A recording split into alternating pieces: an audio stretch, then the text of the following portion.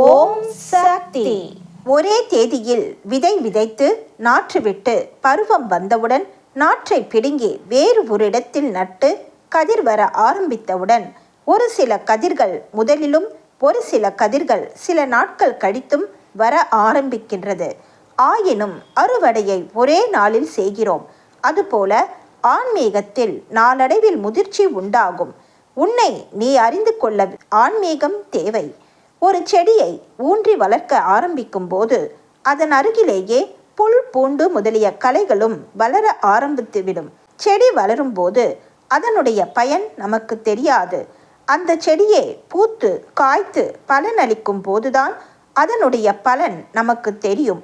அதன் அருகில் முளைத்த களைகளும் செடி வளர்ந்து மரமாகிவிட்ட பின் அந்த களைகள் அழிந்து அந்த செடிக்கே உரமாகிவிடும். ஆரம்பத்தில் பசுமையாகவும் அழகாகவும் காணப்பட்ட களைகள் நாளடைவில் அழிந்து செடிக்கே உரமாகி செடியின் வளர்ச்சியை அதிகமாக்கி பயனடைய செய்கிறது. அதுபோல ஆன்மீகம் என்ற செடியின் அருகில் தீய சக்திகள் என்ற களைகள் தோன்றும். அந்த தீய சக்திகள் ஆரம்பத்தில் தழை தோங்கினாலும் நாளடைவில் அழிந்து ஆன்மீக செடிக்கு உரமாகி காலப்போக்கில் நல்ல பலனை கொடுக்கும். அன்னையின் அருள்வாக்கு. என்னுடைய அருள்வாக்கு என்ற பாத்திரத்தை பயன்படுத்தி எதிர்கால வாழ்வினை அமைத்து கொள்ள வேண்டும். எல்லோருக்கும் பகிர்ந்தளிக்க வேண்டும்.